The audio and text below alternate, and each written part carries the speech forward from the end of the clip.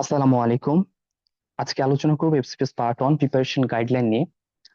আপনারা অনেকেই FCPS part on medicine and allied এর যে সাবজেক্ট গুলো আছে সেগুলো নিয়ে জানতে চেয়েছেন, এবং মোস্ট অফ দা আমি যে গুগল ফর্মটা দিয়েছিলাম সেখানে মোস্ট অফ দা যে আস্কিংটা ছিল সেটা হচ্ছে এফসিপিএস পার্ট অন শুরু করার মানে অ্যাজ এ বিগিনার আপনি কিভাবে শুরু করবেন। আমি মেইনলি এটা নিয়ে আলোচনা করব এবং আপনারা যে কোশ্চেন্স গুলো বলেছেন সেটার অ্যান্সার দেওয়ার চেষ্টা করবো। আপনাদের সাথে আমি আছি ডাক্তার আবু বকর সিদ্দিক।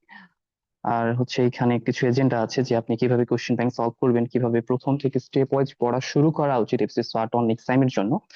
তো আমি একটু ইন শর্টেই শেষ করবো ইনশাল্লাহ। প্রথমে আপনাকে যেটা করতে হবে, মনে করেন আপনি এখন বিগিনার এফসিএস পার্ট অন এর জন্য প্রিপারেশন নেওয়া শুরু করবেন, সেক্ষেত্রে আপনি কি করবেন?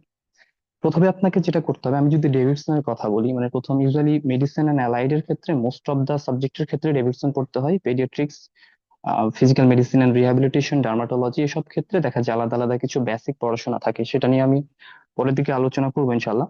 তো ওভারঅল যদি আমি ডেভিডসনের কথাটা বলি, আপনাকে প্রথমে পড়ার সময় আপনি বিভিন্ন কোচিং সেন্টারে ভর্তি হতে পারেন বা যে কোনো কিছু করতে পারেন, বাট আমার অ্যাডভাইস থাকবে আপনার জন্য, যেই চ্যাপ্টারটা আপনি শুরু করবেন সেই চ্যাপ্টারটার যে ইম্পর্টেন্ট টপিকস গুলো আছে এটা আপনাকে জেনে নাও। আপনি অলরেডি ডেভিডসন ফাইনাল ইয়ারে পড়েছেন, এখন পার্ট ওয়ান এর জন্য পড়তেছেন। পার্ট ওয়ান পাস করে মিড টার্ম এবং ফাইনাল পার্ট এক্সাম দেওয়ার সময় পড়বেন। Even after passing your FCPS fellowship degree আপনি তারপরেও কিন্তু পড়াশোনা করবেন, রাইট? সো ডেভিডসন একটা বই আপনি পড়ছেন, বাট সেটা ডিফারেন্ট স্টেজে যায়, সুতরাং ডিফারেন্ট স্টেজে পড়াশোনাটা ডিফারেন্ট রকম হবে। আপনাকে এখানে ডেভিডসন ফুললি পড়ে ফেললে যে আপনি ডেভিডসন পাশ করে যাবেন পার্ট ওয়ান, ব্যাপারটা এমনটাও না, এবং আপনাকে ফুললি পড়তে হবে না। তাহলে কি পড়তে হবে, কি পয়েন্টসটা আপনার জানা জরুরি, ঠিক আছে? সো এটা আপনাকে জানতে হবে। তো এক্ষেত্রে আপনাকে প্রথমত আপনি যেটা করতে পারেন, প্রিভিয়াস ইয়ারের যে কোশ্চেন দেখেন, decode important topics from any lecture videos, অথবা এনি কোচিং সেন্টার বা যে কোনো জায়গা থেকে আপনি এটা কালেক্ট করতে পারেন, অথবা হচ্ছে প্রিভিয়াস ইয়ারের কোশ্চেন যদি আপনি অ্যানালাইসিস করেন তাহলে দেখবেন যে কোন টপিকস গুলো বেশি আসছে এবং বেশি ইম্পর্টেন্ট। এটা আপনাকে জানতে হবে, কারণ আপনি সব টপিকস পড়তে পারবেন না এবং সব টপিকস এর সব লাইনও পড়তে পারবেন না। কোনো একটা টপিকস এর দেখা গেলো এই জায়গা থেকে খুব বেশি কোশ্চেন্স আসে।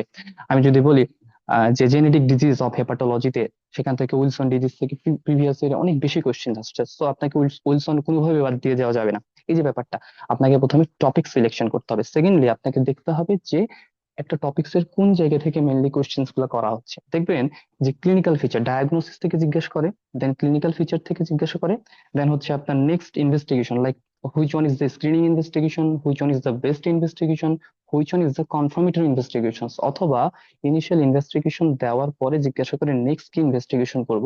যদিও এইবার এফসিপিএস জানুয়ারি 2026-এ অনেকগুলো ম্যানেজমেন্ট আসছিল, ঠিক আছে? সো একটু ছোটখাটো যেসব ম্যানেজমেন্ট দরকার সেগুলো একটু আপনাকে জেনে রাখতে হবে। সো আপনি জানলেন যে এইগুলো আপনার জানা দরকার। কোনো জায়গায় যদি হলমার্ক দেখেন বা দিস ইজ স্পেসিফিক ফর বা দিস ইজ ডেফিনিটিভ, এই যে বা কনসিস্টেন্ট ফিচার, এরকম যদি কোনো কথাবার্তা থাকে তাহলে আপনাকে এটা ইম্পর্টেন্ট ধরে আগাতে হবে, কারণ ইউজুয়ালি ইউসিস প্যাটার্নের কোশ্চেন গুলো এইভাবে সেট করা হয়ে থাকে, ঠিক আছে? আর ডায়াগনোসিস অলরেডি আপনি পড়বেন।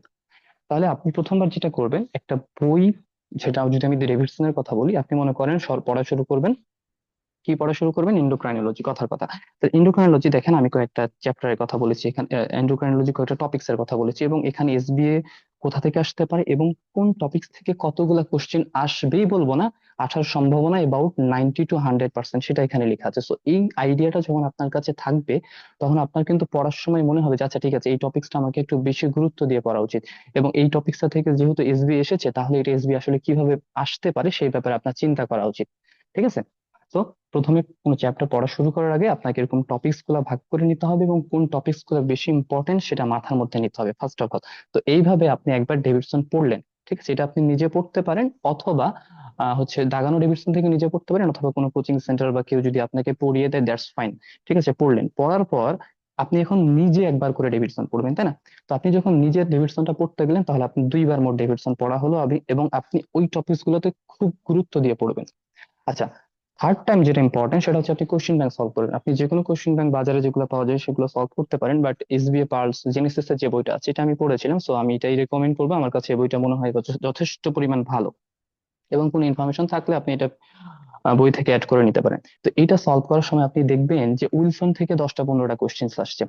উইলসন থেকে নর্মালি ডিরেক্টলি কোশ্চেন করতে পারে, অথবা পেনিসিলামিনের সাথে নেফ্রোটিক সিনড্রোম অ্যাড করে দিয়ে আপনাকে উইলসন থেকে কোশ্চেন জিজ্ঞাসা করলো যে একটা পেশেন্ট উইলসন ছিল, সে পেনিসিলামিন পেত, এখান থেকে হচ্ছে নেফ্রোটিক সিনড্রোমের যে পেগুলো আছে সেগুলো জায়গায় চলে যেতে পারে, তাই না? সো আপনাকে এসবিএ কিভাবে করতেছে এটার জন্য এসবিএ পার্লস পড়া দরকার। আপনি যখন এসবিএ পার্লসটা পড়ছেন তখন কিন্তু যে টপিকসটা আপনি এসবি পালস উইলসন পড়তেছেন অথবা হচ্ছে হেমোক্রোমাটোসিস পড়তেছেন অথবা নেফ্রোটিক সিন্ড্রোম পড়তেছেন, এটা যখন আপনি এসবিএ পালসে পড়ছেন তখন আবার ওই ডেভিডসনটা পড়বেন, তাহলে আপনার ডেভিডসন 3 বার পড়া হচ্ছে।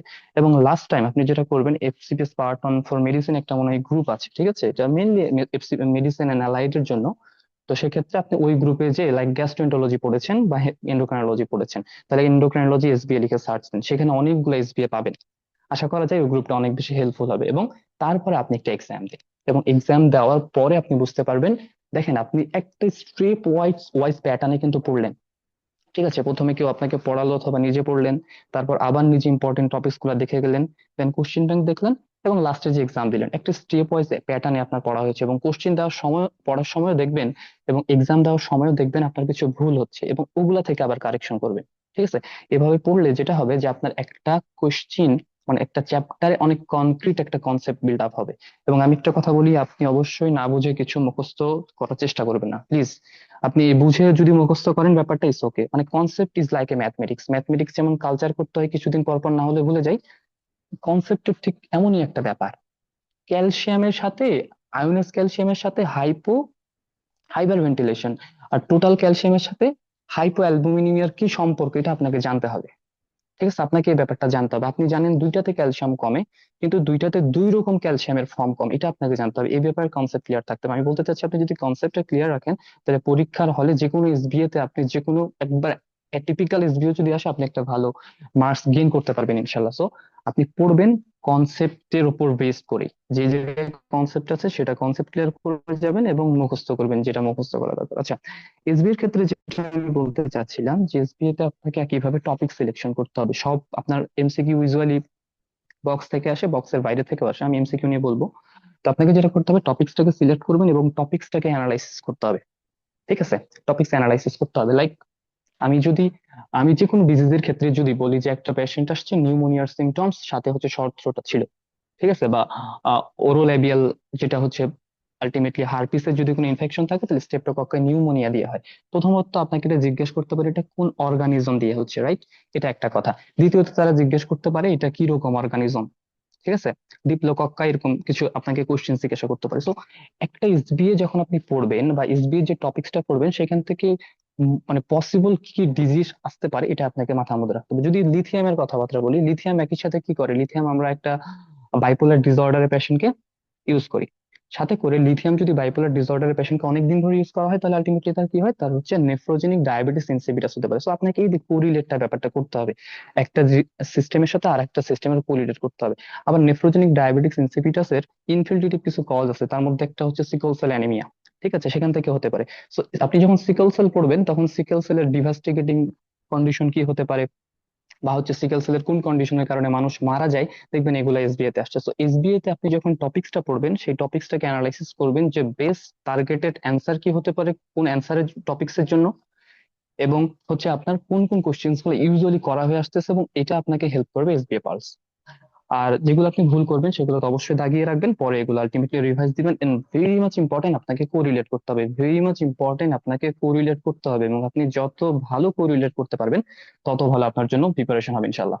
আচ্ছা, এসবিএ নিয়ে সবাই বলে, বিভিন্ন কোচিং সেন্টার থেকে শুরু করে আপনি সিনিয়রদের কাছ থেকে যদি কোনো অ্যাডভাইস নিতে চান, এসবিএ নিয়ে বলবে যে SBA is the game changer for FCPS part on.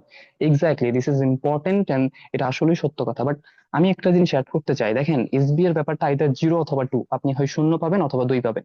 কিন্তু অনেক সময় দেখা যায় এফসিএস পার্ট ওয়ান পরীক্ষা দিতে যে আপনি সহজ জিনিস ভুল করে আসছেন, ওই সময় মনে হয় this is the right. About 90 to 95% কেসে আমরা যে জিনিসটাকে পরীক্ষার সময় রাইট মনে করি, পরীক্ষা পাস মানে মানে যখন বাইরে আসি তখন দেখি এটা ভুল ছিল। সো আপনার সহজ জিনিসও কিন্তু সেখানে ভুল হয়ে যাচ্ছে, তাই না? তাহলে এখানে আমাদের গুরুত্বটা পাবে হচ্ছে এমসিকিউ। এমসিকিউটা হচ্ছে গুরুত্বপূর্ণ। তাহলে দেখেন এমসিকিউ আপনাকে কিভাবে হেল্প করবে। আপনার ক্ষেত্রে যেটা ইম্পর্টেন্ট, যে এমসিকিউ এর ক্ষেত্রে দেখবেন কিছু বক্স আছে, কিছু বক্স আছে ডেভিডসনে। বলা হয় যে এখন অনেকে বলতেছে যে ডেভিডসনের বক্সের বাইরে থেকে কোশ্চেন আসতেছে, ভাই আসুক, আপনি দেখবেন বক্স থেকেই অ্যাবাউট 70% মতো কোশ্চেন আসতেছে, বাকি ওই 30% কথা চিন্তা করতে যে এই বক্স গুলো আপনি ওভারলুক করে যাচ্ছেন, খুব ভালো মতো দেখছেন না। আপনি সিনড্রোম অফ ইনঅ্যাপ্রোপ্রিয়েট এডিএস যেটা আছে, এই বক্সটা সম্পূর্ণ না দেখে চলে যাচ্ছেন, টেক্সট পড়ার জন্য, নিজের দিকে যেগুলো লেখা আছে সেগুলো পড়ার দিকে চলে যাচ্ছেন কেন? আপনি সিনড্রোম অফ ইনঅ্যাপ্টিভ লিটারেচার বক্সের প্রথম থেকে শেষ পর্যন্ত এমন ভাবে পড়বেন যাতে আপনার 5টা অপশনের ভিতরে 5টাই হয়, বিকজ আপনার এই জায়গা থেকে কোশ্চিন আসার সম্ভাবনা অনেক বেশি, আপনিও জানেন। প্রথমবার না আসলে দ্বিতীয়বার আসবে, তাই না? সো আপনাকে বক্সের ক্ষেত্রে কোনো কম্প্রোমাইজ করা যাবে না, এবং ওই বক্স গুলা যেগুলো ENT topics, exam night topics, এগুলো কোনোভাবেই বাদ দেওয়া যাবে না। তো আমরা এটাই আমার কাছে মনে হয় যে ভুল করি অনেক সময়, আমরা হচ্ছে এমসিকিউ কে একটু আন্ডারস্টিমেট করি যে আচ্ছা এমসিকিউ তো ট্রু ট্রু সব দাগালেই হয়, বাট আপনি এটা বুঝতেছেন না যে আপনার এসবিও যদি কোনো কারণে ভুল হয়, এবং এসবিও সবসময় আপনার হাতে থাকবে না, হাতে থাকবে না আপনার এসবিও সবসময়, তখন আপনি কি করবেন? তখন আপনাকে হেল্প করবে, এবং তখন আপনাকে এফসিপিএস পার্ট 1 পেতে হেল্প করবে হচ্ছে এই এমসিকিউ। ঠিক আছে? তাহলে মোস্ট ইম্পর্টেন্ট বক্স এবং মোস্ট ইম্পর্টেন্ট লাইন যেগুলো আছে এমসিকিউ এর ক্ষেত্রে, সেগুলো আপনি একটু কষ্ট করে ভালো মতো পড়ে যাবেন, কারণ এটা আপনাকে হেল্প করবে আপনার এসবিও যদি কমও কারেক্ট হয় এমসিকিউ তে ভালো করার জন্য। ঠিক আছে? আপনি আপনি জানেন যে আপনার 3টা এমসিকিউ হবেই, মানে ওই 5টা অপশনের মধ্যে, তাহলে আপনি 5টা কারেক্ট করার চেষ্টা করেন, তাও আপনার এসবিও এর উপর জোর কমে যাবে।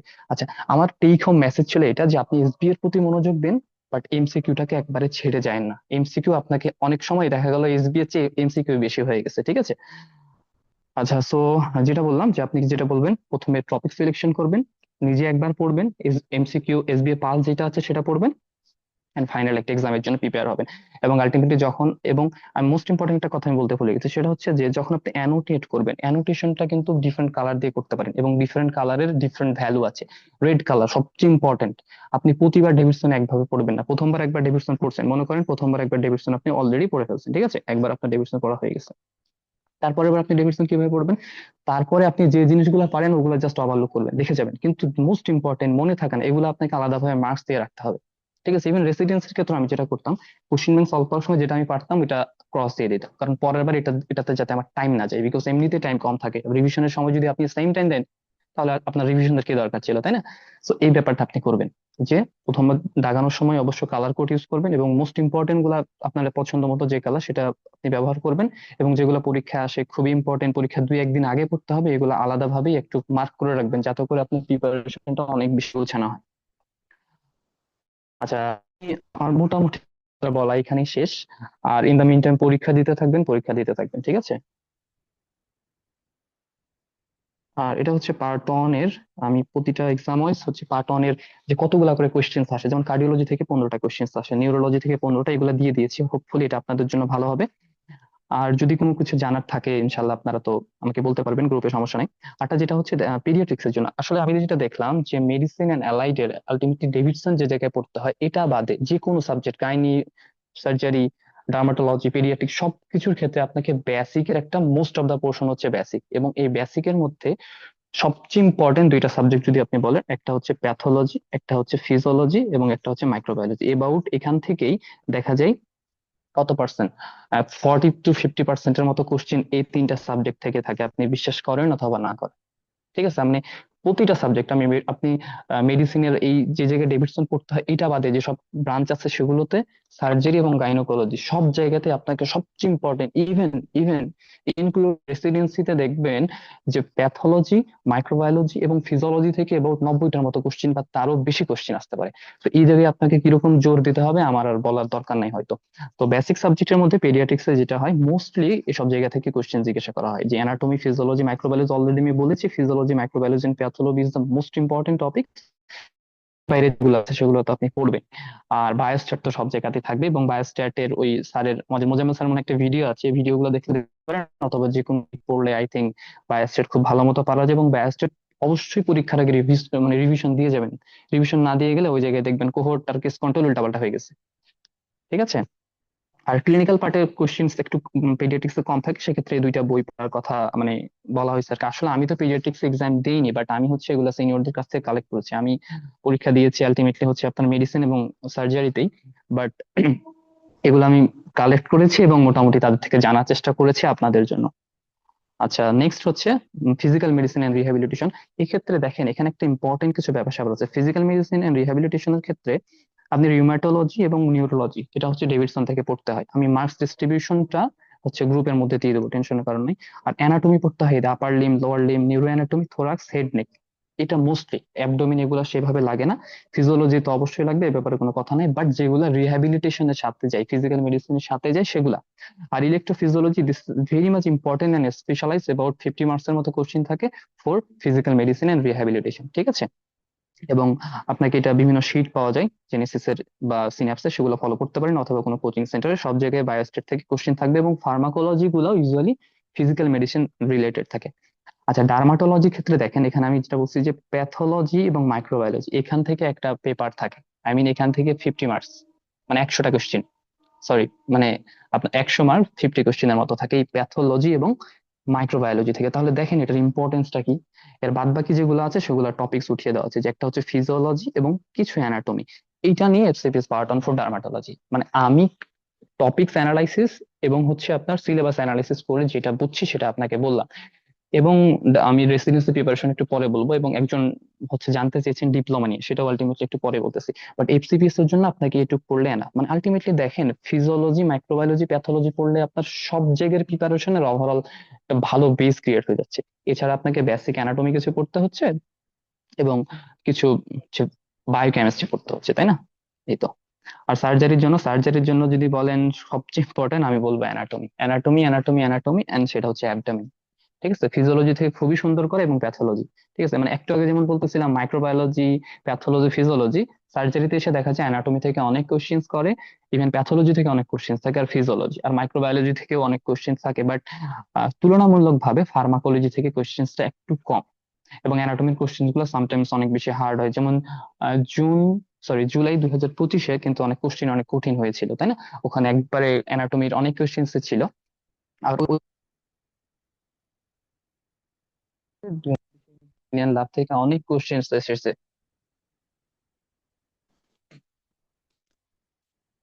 ঠিক আছে। সো এটা একটু দেখে যাবেন। আর সবগুলোর ক্ষেত্রে পড়ার নিয়ম এক। আপনি যখন প্যাথোলজি পড়বেন, প্যাথোলজির মনে করেন যে সেলুলার অ্যাডাপ্টেশন এবং সেল ইনজুরি পড়ছেন, ঠিক আছে, এক্ষেত্রে আপনি কি করবেন, ওই একই ভাবে প্রথমে হচ্ছে শীটটা পড়বেন, শীট পড়ার পর আপনি কোশ্চেন ব্যাংক দেখবেন, কোশ্চেন ব্যাংক দেখার পর আপনি রিভিউ করে এক্সাম দিবেন, এবং এক্সামে কোথায় ভুল হলো, এবং কোশ্চেন ব্যাংক পড়ার সময় আপনাকে কোশ্চেন ব্যাংক জাস্ট পড়ে গেলেন এটা করা যাবে না, এক্সপ্লেনেশনটাও সুন্দর মতো পড়বেন, এখান থেকে আরো কিভাবে কোশ্চেন আসতে পারে আপনাকে এটা জানতে হবে, এবং এটা আপনাকে নিজে নিজে রিক্যাপিচুলেট করতে হবে এবং কোরিলেট করতে হবে, তাহলে দেখবেন ভালো প্রিপারেশন হচ্ছে। আর গাইনোকোলজি নিয়ে সেম, মেইনলি হচ্ছে pathology, microbiology, and rest of the topics হচ্ছে anatomy, physiology, biochemistry, pharmacology and biostat, ঠিক আছে। আর এখানে আমি টপিকস ওয়াইজ হচ্ছে ডিস্ট্রিবিউশন দিয়েছি। আমি আপনাদেরকে যেটা করব, আচ্ছা আমার এই পর্যন্তই কথা বলা শেষ, আমি একটু বেশি সময় নিয়ে ফেলেছি হয়তো, আপনাদের এর বাইরে কিছু জানা থাকলে আমাকে বলবেন। আমি হচ্ছে গাইনোকোলজি অ্যান্ড অবস্টেটিক্স, দেন হচ্ছে ডার্মাটোলজি, ফিজিক্যাল মেডিসিন অ্যান্ড রিহ্যাবিলিটেশনস, ঠিক আছে। এবং আমার মেডিসিনের তো যে কোনো কোশ্চেন থাকলে তো আলটিমেটলি আমি দিতেই পারবো। তো এই জায়গাগুলোর হচ্ছে বিসিপিএস এর যে সিলেবাসটা আছে, এবং হচ্ছে বিভিন্ন কোচিং সেন্টার আমার কাছে কিছু আছে আর কি, ওইগুলো হচ্ছে আমি গ্রুপে শেয়ার করে দেবো ইনশাল্লাহ, আপনারা ওখান থেকে একটু দেখে নেবেন কষ্ট করে। আর এছাড়া যদি কারো কোনো কোশ্চেন থাকে আমাকে জানাতে পারেন। আচ্ছা, আমি একটা ব্যাপার নিয়ে বলি না, সেটা হচ্ছে রেসিডেন্সি, একটু বলতে চেয়েছিলাম যে রেসিডেন্সির ক্ষেত্রে মোস্ট ইম্পর্টেন্ট যে ব্যাপারটা, সেটা হচ্ছে কি জানেন, এই প্যাথোলজি, মাইক্রোবায়োলজি, ফিজিওলজি, এই তিনটা যদি আপনি মোটামুটি ভালো মতো পড়েন, তাহলে মনে করবেন যে আপনার চান্স হওয়ার দিকে আপনি চলে গেছেন। এখানে তো মার্কস একটা ব্যাপার স্যাপার থাকে। আর ফ্যাকাল্টি 40 মার্ক, এটা সবাই পারে, মেডিসিনের জন্য ডাইভার্সিটি পড়তে হবে। আর অ্যানাটমি, বায়োকেমিস্ট্রি, ফার্মাকোলজি, এটাতে মনে করেন 20 20 20 করে মার্কস ধরা যেতে পারে, যেখানে বায়োকেমিস্ট্রি এবং ফার্মাকোলজি থেকে একটু কোশ্চেন কম থাকে। অ্যানাটমি মোস্ট ইম্পর্টেন্ট টপিকস পড়ে যাবেন, অ্যানাটমি পড়তে যে দেখা গেলো প্যাথোলজি, মাইক্রোবায়োলজি, ফিজিওলজি গুলো ঝামেলা হয়ে গেছে। সেম কথা আমি হচ্ছে ডিপ্লোমার ক্ষেত্রে বলবো, যে ডিপ্লোমার ক্ষেত্রে আপনাকে যেটা করতে হবে একই রকম স্ট্র্যাটেজি, বাট এখানে মার্কস একটু কম থাকবে, দ্যাটস ইট। আর ফ্যাকাল্টি তো নিজের মতোই পড়বেন, ঠিক আছে। আমি গ্রুপে বাদ বাকিটা শেয়ার করে দেবো ইনশাল্লাহ। এই পর্যন্ত আর কি। সবাই ভালো থাকবেন, ঠিক আছে। আসসালামু আলাইকুম রহমতুল্লাহ।